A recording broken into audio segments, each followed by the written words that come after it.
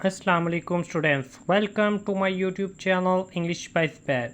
In this video we will learn about meals of the day.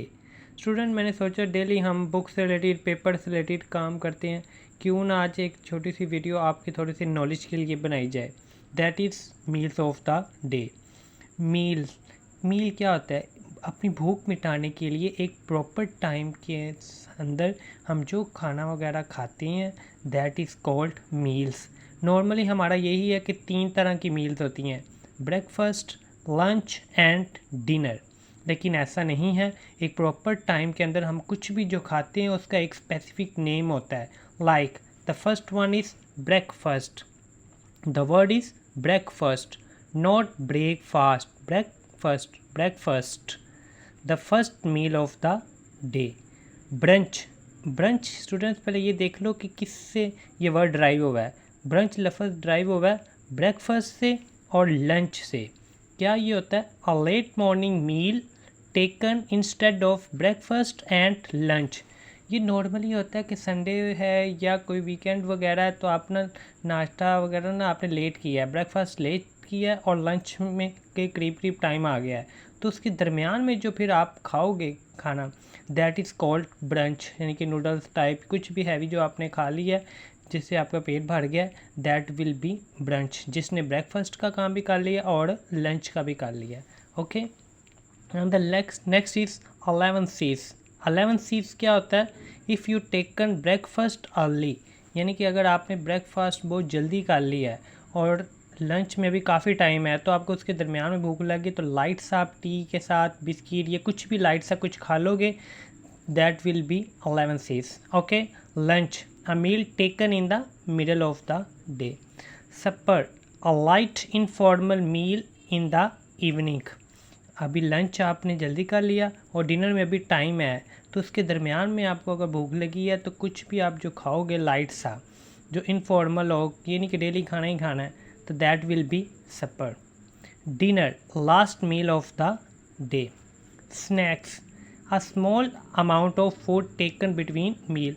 एक meal से दूसरे मील के दरमियान अगर आप कुछ भी लाइट सा खा लोगे तो that will be called snacks. एक ये 2 तरह से इसकी प्रोनाउंसिएशन होती है. प्रोनाउंसिएशन इसकी एक ही है. एक ये क्या, डिज़र्ट. एक होता है डेजर्ट, इसको डेजर्ट नहीं पढ़ना, डेजर्ट होता है सेहरा. ये क्या है? Dessert. The sweet course taken at the end of the meal. खाना के बाद जो कुछ भी आप मीठा खाओगे, that will be called desert.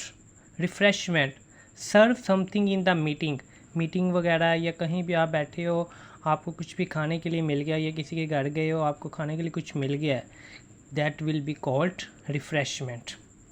High tea eat heavy with T के साथ कुछ भी आप हैवी खा लोगे, that will be called high tea.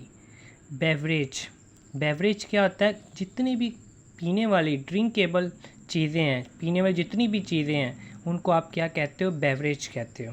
Okay, like sugar cane juice, कुछ भी जो भी ड्रिंकिंग वाला है. ओके स्टूडेंट, एक ना छोटा सा एक और टॉपिक है, उसके बारे में आपको नॉलेज देना ज़रूरी था.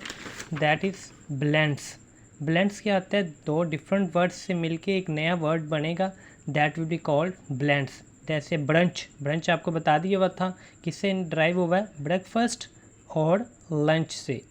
Email electronic mail. Motor plus hotel.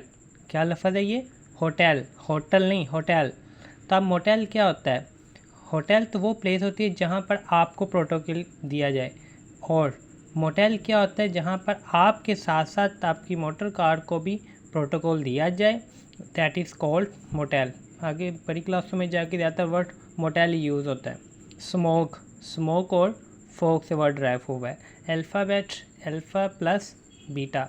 गैस्टिमेट guess plus estimate. Bit binary plus digit. Transistor transfer plus register. Okay, thank you students.